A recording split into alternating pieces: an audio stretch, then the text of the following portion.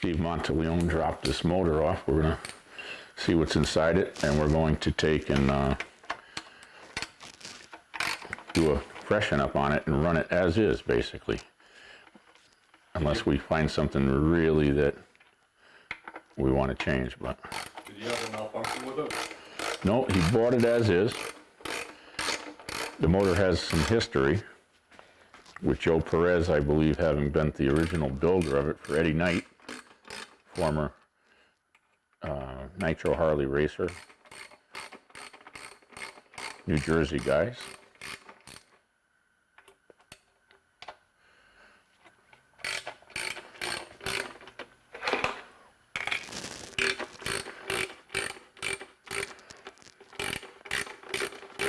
Ultimately, we're going to go outboard starter on this too. We have to eliminate the kicker. So this cover is going to have to be modified in some fashion depending on what Steve has in mind. Then it goes right to the crank? Yeah, we're going to have to come through the side of this with some type of receiver for an external starter. And I think Steve's got something in mind, but he's left it kind of open that we're going to discuss it as when we get into it. Do they sell those remote starters? Or no, we'll build them. Wow.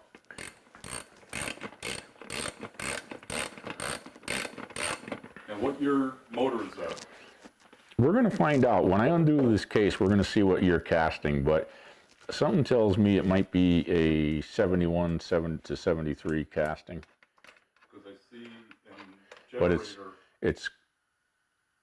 This is an adapter that I believe Don Rothwell made him, that allows you to use early style sheet metal cover on a later model set of cases, and that allows the wider chain arrangement of a later model motor to fit under this narrow cover, because the narrow cover Sportsters, the chain arrangement was 400 thousandths closer to the center of the motor than on a later model, and that's why the later covers are deeper.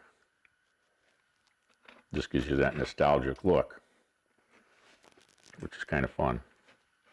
And obviously better for applications of racing? It might be. The only thing that's a little tricky on sheet metal covers is, depending on how beefy they are and how square they are, determines how well they seal up oil underneath there. Now, in our case, quite often we don't run oil. And again, I'm going to have to get some guidance from Steve on what he's thinking, if he's going to run an oil bath primary or a primary dry where you just squirt a little oil on the chain and let it rip. Vito ran wet. Vito was never an advocate of dry, because he suffered an instance with a chinked chain once that almost threw him off the bike. So he never liked the idea of running a dry.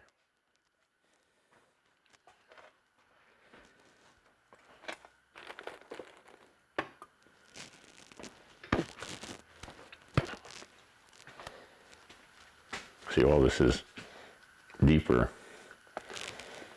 There's a boss in here that moves all this out 400 thousandths further. Feels pretty cool working on this project with Charlie Hausler,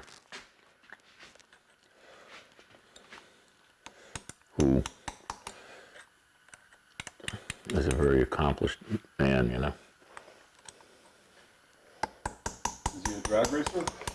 Yeah, his brother Jim used to pilot the bikes with great success. And I know Charlie's going to be happy to hear that this tranny spins very free, because that's one of the big concerns when you modify the cluster bearing support, which Charlie's going to do on this motor. It's got to be a nice, straight, and good set of cases.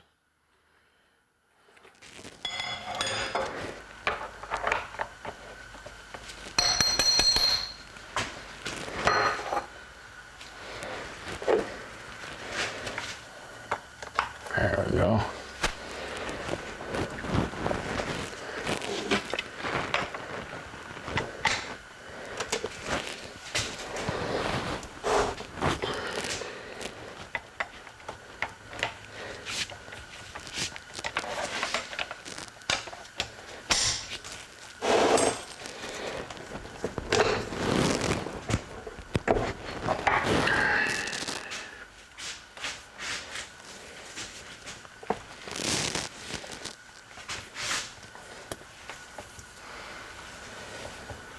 Is this going to be a gas or nitro? Gas. Yeah. What kind of frame is he putting it in? You got a nice modified frame that Charlie built him, a nice long swing arm. So it's going to be a nice little modified.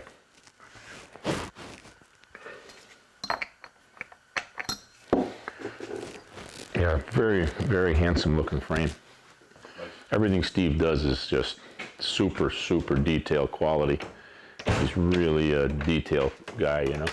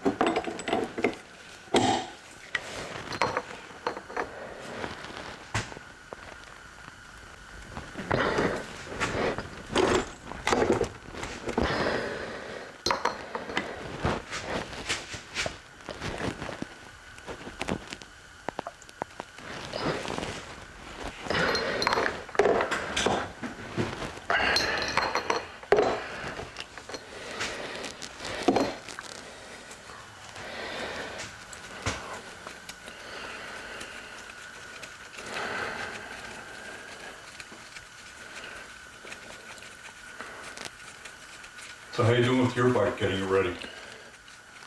Not too bad. I'm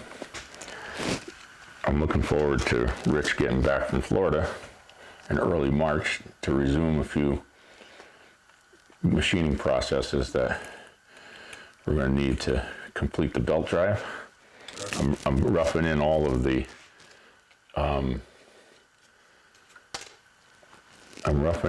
parts right now so that they can be trimmed to perfect fit when he arrives, once we establish all the dimensions that we're after. That's going to be your primary? Mm-hmm. What size belt are you using? 3-inch.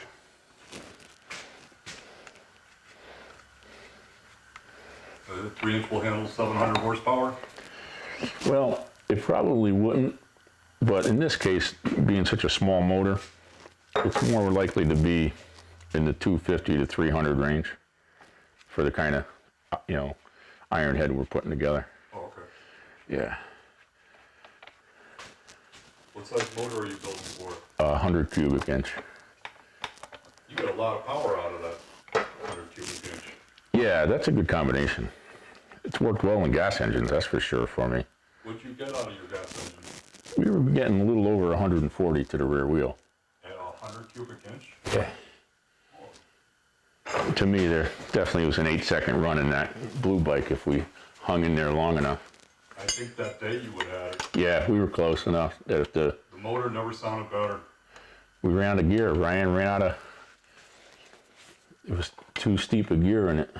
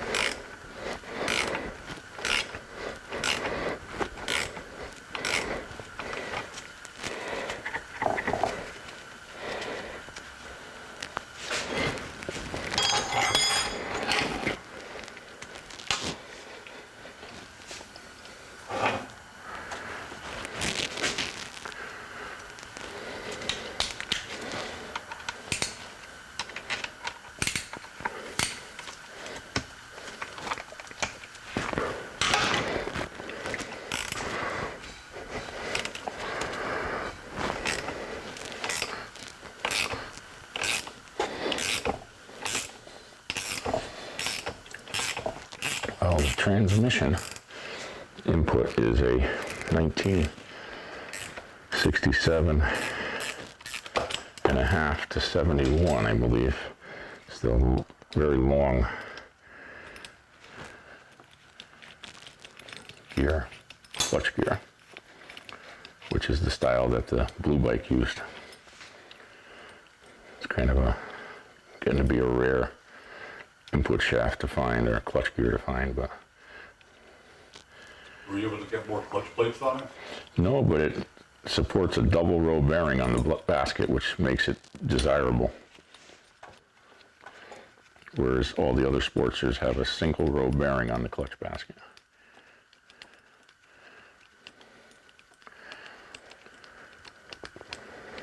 You would think they make double rolls, seeing as Ironheads were so popular to race. Yeah, they did for that short period. And that was it. And I used an O-ring set up to keep the oil from migrating from the primary into the clutch. But you can look at this one and see that it was not doing the job, because there's lots of oil in that clutch, meaning it was getting by, or at least that's the first indication you would think might be why you see so much oil in here.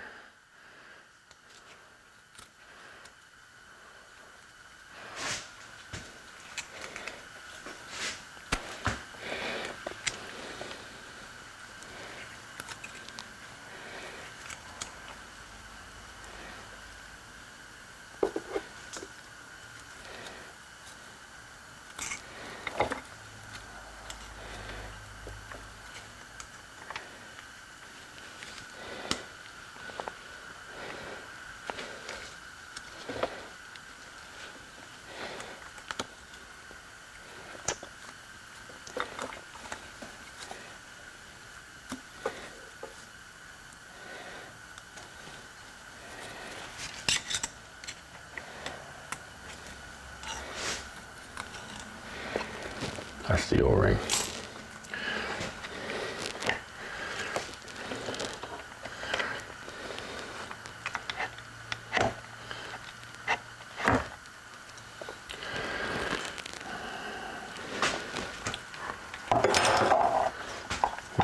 Bearing feels very good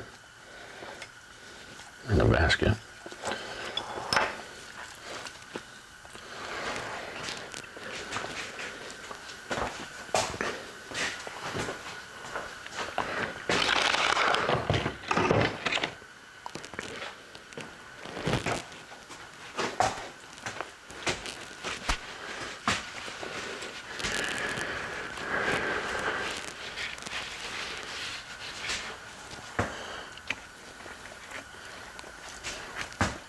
And what they did is they built a 400,000 spacer to space out the guide, the primary chain guide, using a set of cases that has the early style. And where's the spacer? Right here. I see. That brings it out. The 400,000 is required for that style. Cases are all Gliptol coated on the inside, which is a very desirable engine coating for shedding oil and returning it back to where it belongs. And these cases had this piece welded in to create the old style from where there used to be a starter. It's got a nice Troc aluminum door. Oh, to get to the transmission? Mm-hmm. Yeah. Kicker gear is still in place. These Sportsters did away with the trapdoor, didn't they? Yeah, it's altogether different, yeah. So now you gotta split the cases? I believe on the later model ones, yeah, it's altogether different. What were they thinking? Cheaper? Yeah. Got the foo-foo valve still in. What's that? It's a little oil transfer valve from crankcase to primary. We usually just block those off so you're not spitting anything out into the outside case. A little bit of chip here and there, but that could be from the starter, kick-starting it. We'll get a better idea when we get the tranny out. Everything else looks nice, nice shape. Cases look beautiful.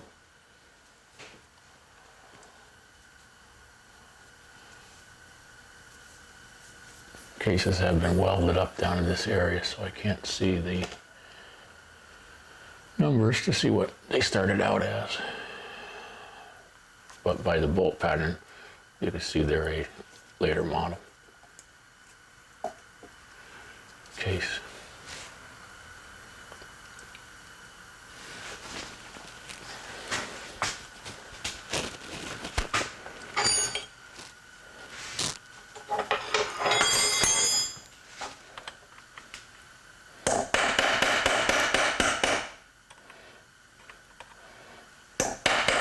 That's kind of cool because guys used to kickstart these behemoths.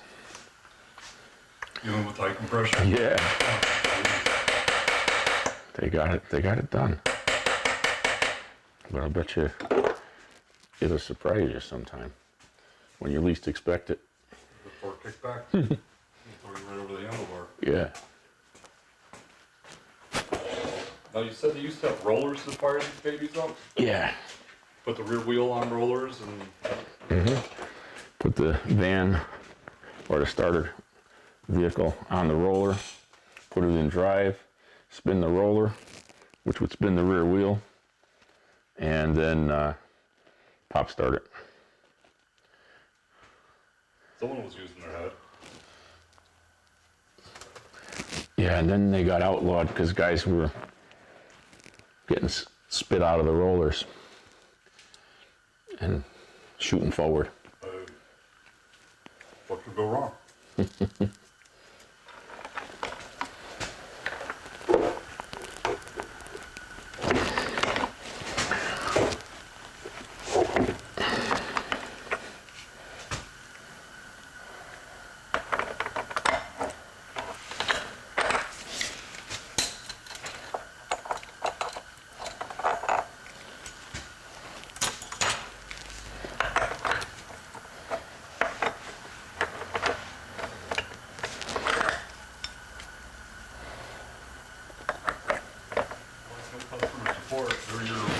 They're your company.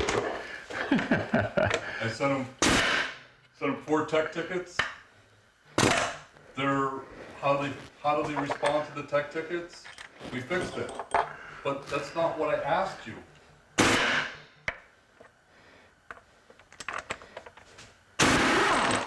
Nowhere in the tech ticket said what they fixed. Right. They're like, we solved it. Yeah. You didn't solve what I asked you. Right. I just want to get into my account. And their solution is pay $6 a month extra for tech support. It's like, no, I just want to get into my account. You know, like you do with everything else in the world that you have. Yeah. And if you can't get in there, you can't do anything. Right. Right. You can't cancel. You can't change your plan. Yeah, I just got the sneaky Xfinity bill, you know, with increases, that all of a sudden my cable and internet bill went pretty high. So I called them. I was like, oh yeah, well your 1-year thing expired, so you don't get the big discount. I said, all right, well, keep in mind. She said, well, if you're not using, if you don't use HBO, which I said I don't, you can save $10. We'll eliminate that. I said, all right, do that for now. But I'll be honest with you. I said, it's running out of budget. So she said, well, you don't have any contracts, so at any time, you know.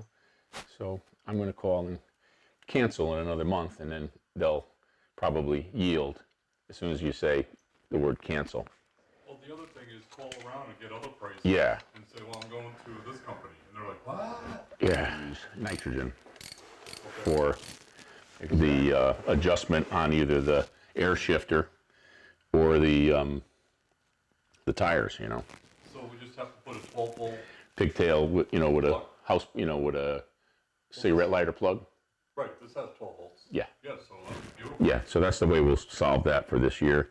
It's just a little less convenient without it. It gives you that extra,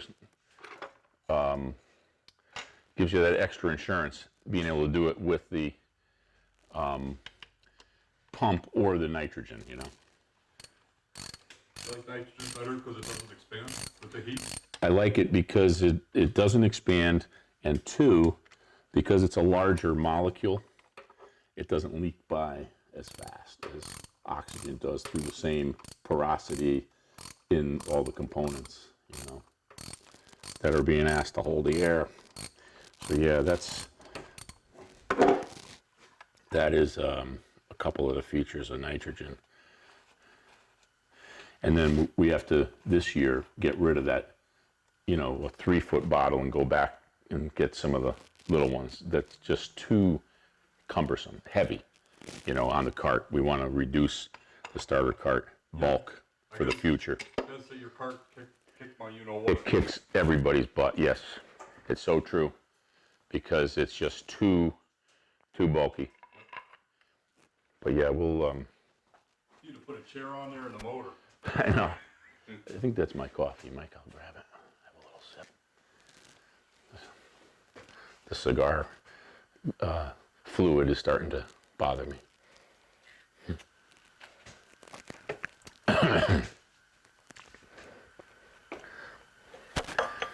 And there's your kicker. Okay.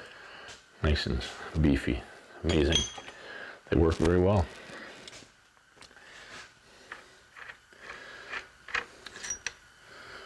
I'm really looking forward to getting this done for Steve, because he's been wanting to do this since I met him, probably in the mid 2000s at the track. He's been, just the guy on the sidelines that always dreamed about building something to go down the track with.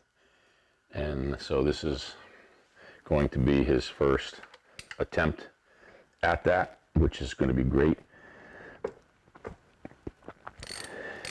And, we'll just build him something that'll go down the track very mild, and then chase it up as his skill sets improve to be able to ride it, if he rides it at all. Because he even said, if it's not for me, I'll put somebody on it. And I said, that's the way to do it. And just because you have a fast bike doesn't mean you have to... Right, you don't have to impress the world that you can ride it too. I started out with a rider on my bikes, and it was a very successful learning segment for me.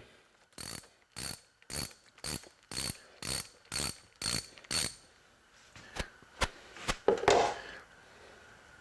still like watching the video of the time when Ryan was riding your blue bike. Yeah, that was a very, very good day. 9.41? Yeah.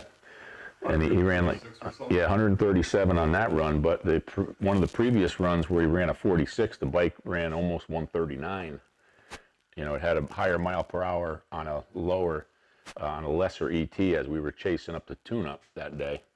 So that bike had over 140 miles an hour in it. He ran out of RPM. He was going over the finish line hitting the rev limiter. So we needed to, because Ryan's so light, I needed to take some gear away from it, because I had it geared for a heavier rider. And with that big stroke, 5 1/8 on that motor, we needed to load that motor, let it lug with less of a rear final ratio.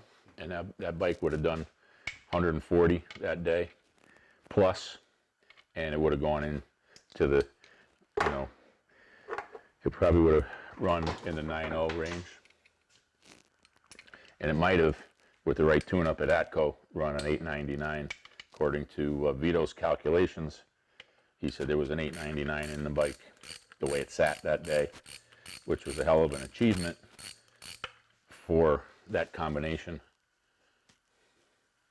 I thought, and so did Vito. He was quite proud of it all. Let's put Ryan on it. Man, that kid can ride. He rides, man. Oh, He's man. so good. Consistent. Yeah. Consistently. Yeah, and that kid never been on that bike before that day. Yeah, that's the amazing part. He just owns it. Yep. Yep. He did a great job for never having had any seat time. So, of course, we prepped the bike to return right away, knowing what we had to do to run an 8, and we never got the weather. It turned into a snowy early winter, and come springtime, some guy saw the video and wanted the bike or the motor or both, and ended up buying the motor to put in his own chassis. And so the combination never got to where I might have brought it to.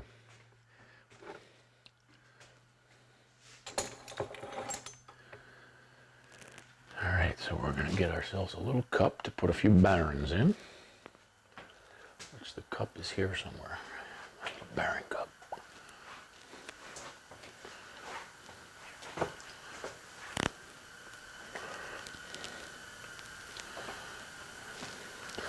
But at least we know that the case is relatively straight here, because that transmission spin very free. Those are roller bearings that came out of something? Yeah, the roller bearings support the right side main shaft on the Ironhead transmission. And Steve will be very happy to know that there's no metal in the bottom of this transmission. Right now she's very clean. I don't feel any grit whatsoever. So those few pieces of grit I saw were most likely the kicker gear chewing itself, which they do because of what you're asking them to do. Especially if you're laying into a high compression motor. Yeah, you're kicking, it's kicking in and out, it's spitting at you. And so yes, the kickers take a lot of beating. Well, those are... It's a consumable gear. You can see how much beating it's taken over the years that it's there by sliding in and out under the torque that's there with your foot on it. Are those stock cylinders? No, they are. Ron Trock built those back in the day. Built a big bore with fins. Guys used them on the street successfully, and a lot of guys use them on the track. Sean has these on his bike. They're a little heavier than it could be for a drag bike because of all that fin. And I think on Sean's bike, we're going to convert him to a finless barrel and a big, tall set of pistons, because Sean has a very small dome piston. And but yeah, this transmission is spotless inside. All the thrust surfaces look very good, where the cluster gear rides, as well as the or the counter shaft, as some people call it, and as well as the thrust surface for the main gear looks really good. Let's take a little bit of a look at the transmission gears themselves while we have it apart. See if we see anything that might be of any concern whatsoever. So you're looking for cracked teeth? Cracked teeth, any kind of wear pattern that might indicate a gear is starting to deteriorate. And where are the forks that push them in and out? These are right here. The forks are sitting right here. The brass forks, which you can go steel or brass.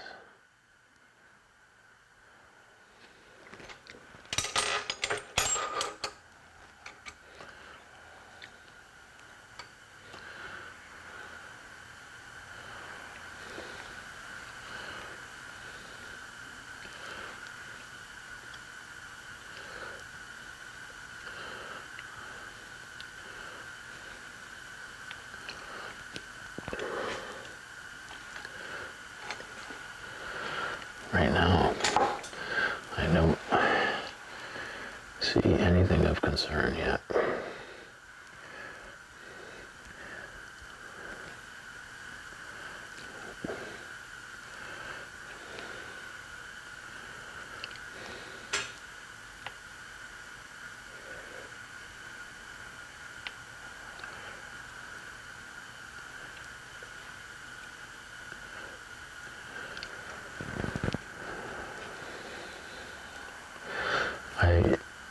I have some spares of these in what they call a C ratio, which is a tall first gear, and they're kind of rare.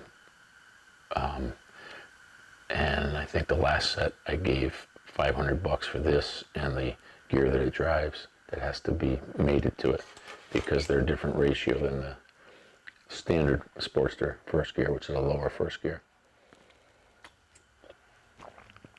The C ratio gear is nice when you launch because second gear is so close to first gear. You don't lug the motor when you bang it into the next gear.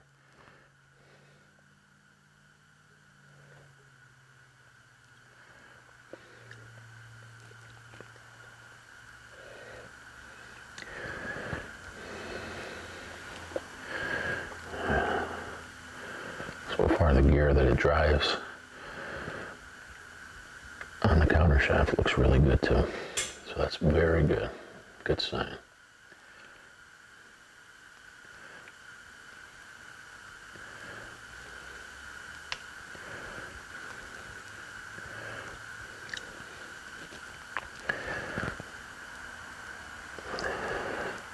And then first gear is right here.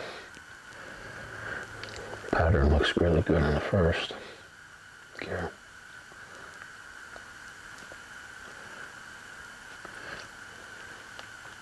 And the countershaft gear that drives it.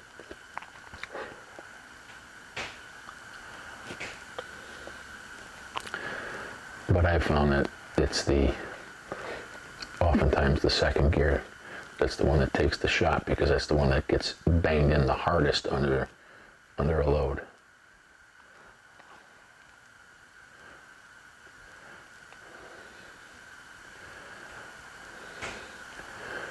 But the mating surfaces look beautifully polished, no pitting.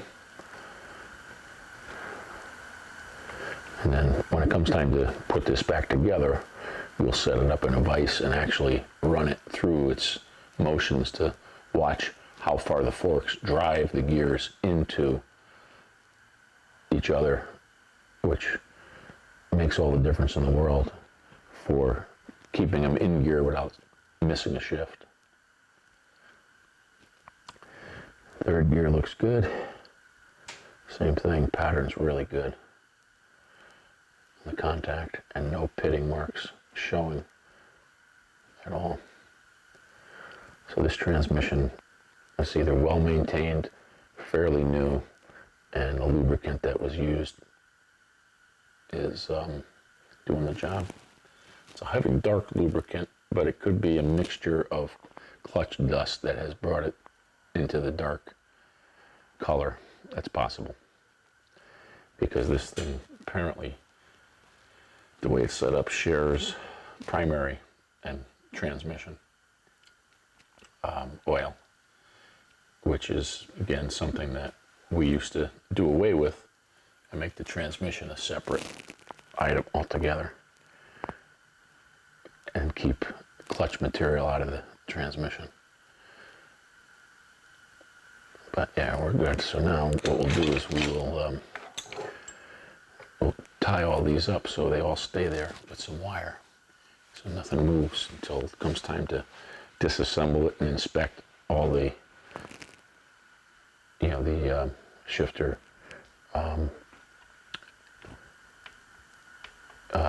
forks and the gears themselves for where they engage into one another.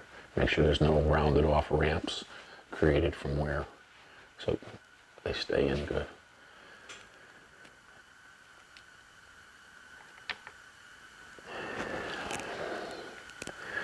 And this appears to be a stock first gear. I don't see any Andrews markings on it, which would be typically marked with an AP, Andrews Products.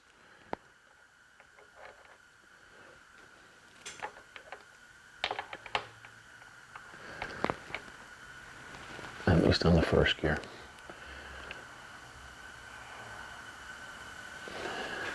Okay. Nice day with Joe Sal down at his place in Astoria, Queens, right near LaGuardia. And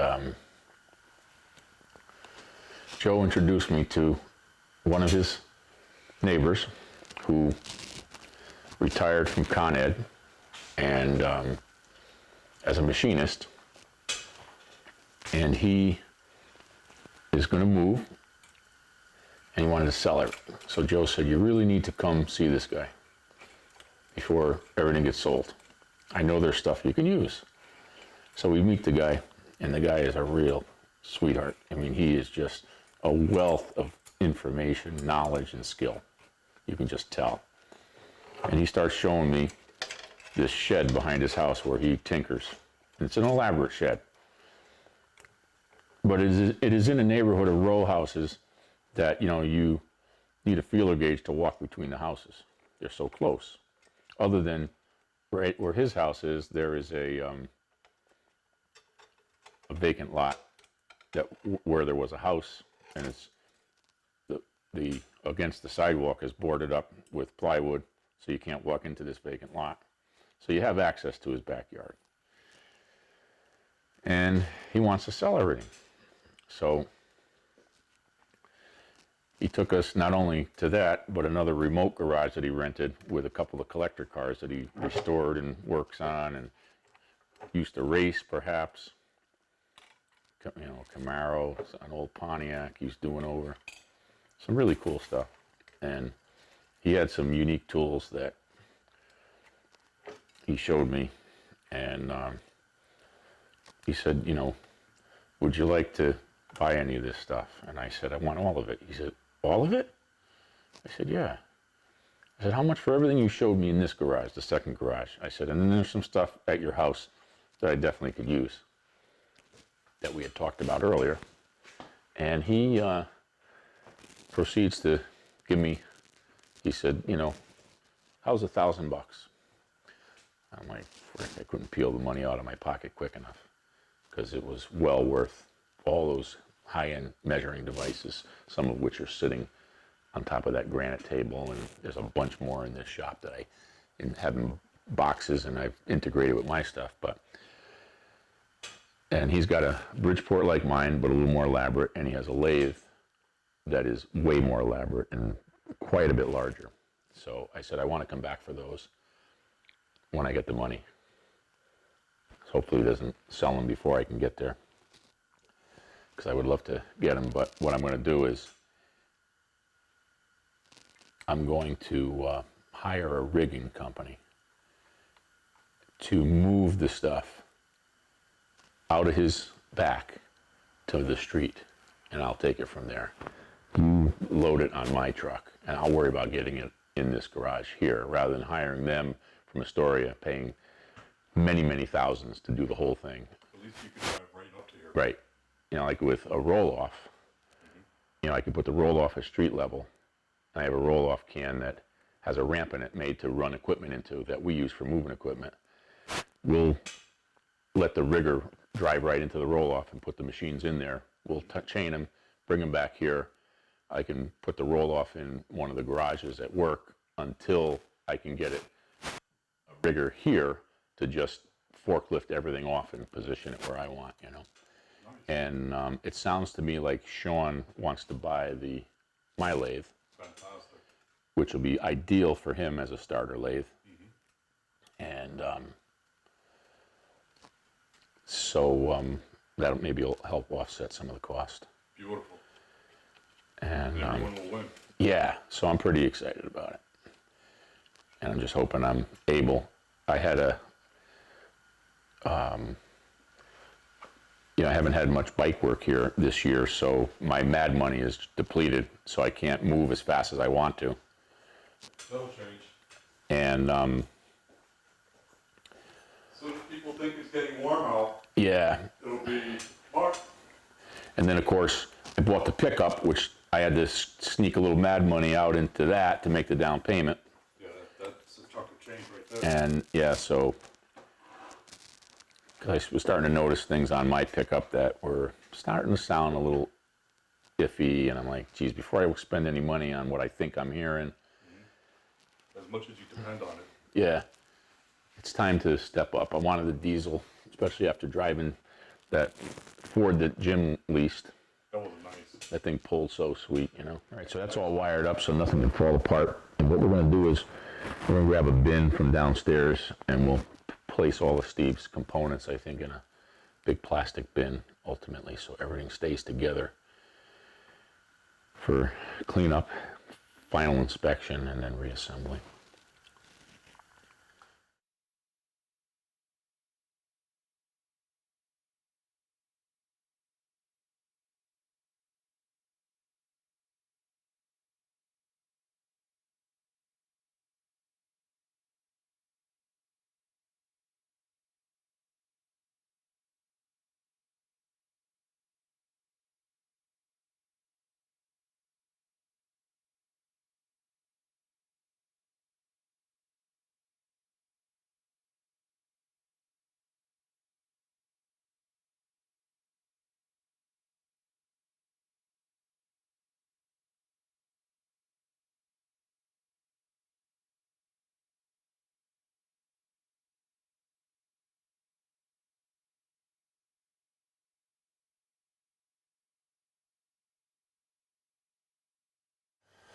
So let's see what an unopened one looks like.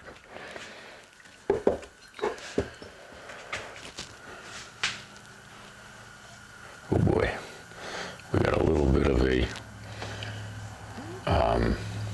piston pin problem. Looks like it's walking into the cylinder wall on that one and has chewed up the wall pretty badly.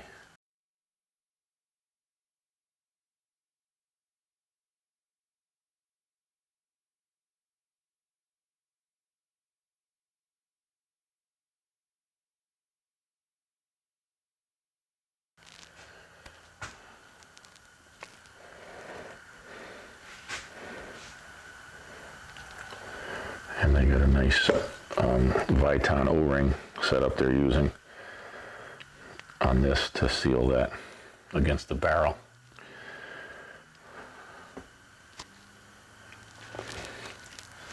Which is a nice setup.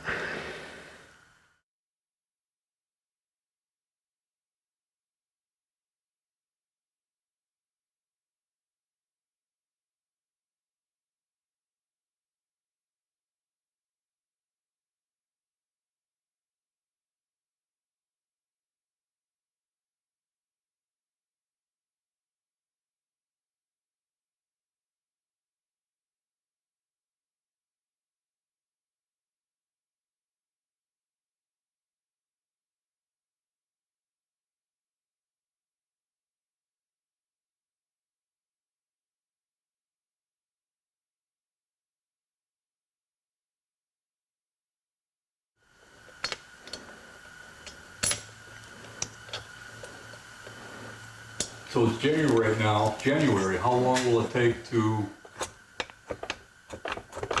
get it ready? Depending on how much damage you find in it? This one? Yeah, because Steve has said to me, no rush. Yeah, and what he has is a wrist pin clip is gone. Really? Yeah, so it mushroomed the piston out, and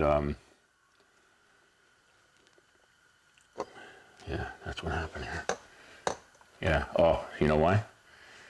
It's the shit style, Jesus clip style.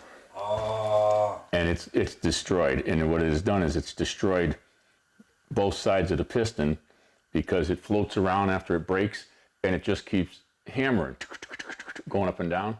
And so this is, if you look at this, you can see how mushroomed out this area is.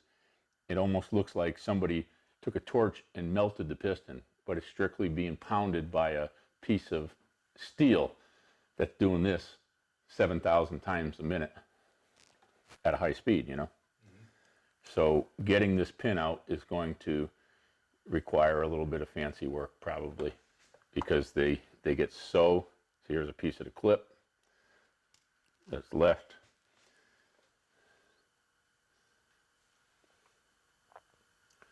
That's why one of the reasons I love pin buttons, because they can't go anywhere. They're just Teflon and they just sitting there. They can't move. They touch the cylinder wall, they get pushed back.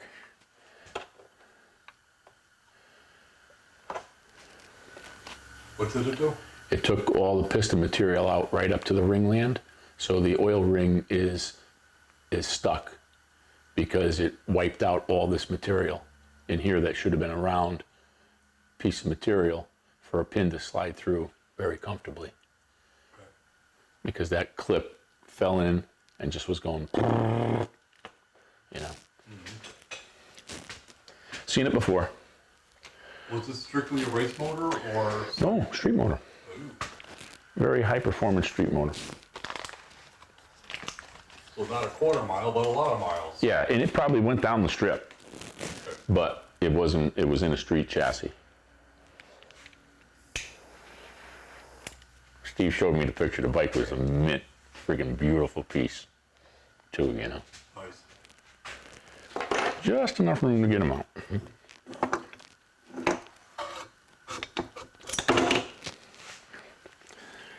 And that one looks beautiful.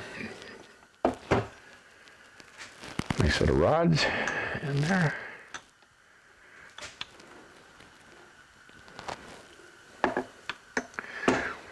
But I tell you the truth, I've never seen anybody in a performance application use the old Jesus clips. They were notoriously not preferred, you know, for the reason that we see here. There we go.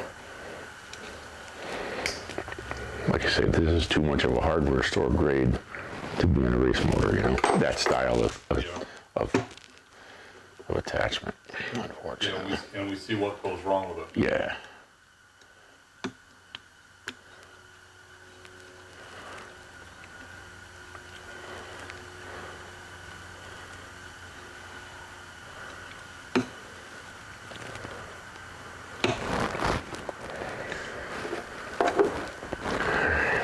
I suppose that one's kind of mushroom, so without the tool, that one's going to be a waste of time trying to get it out too.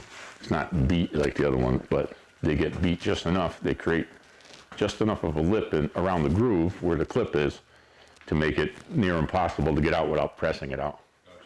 Gotcha. Back on. Okay.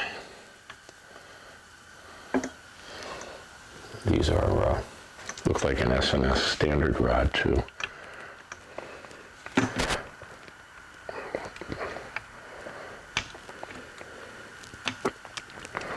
Got good clearance too, that's nice.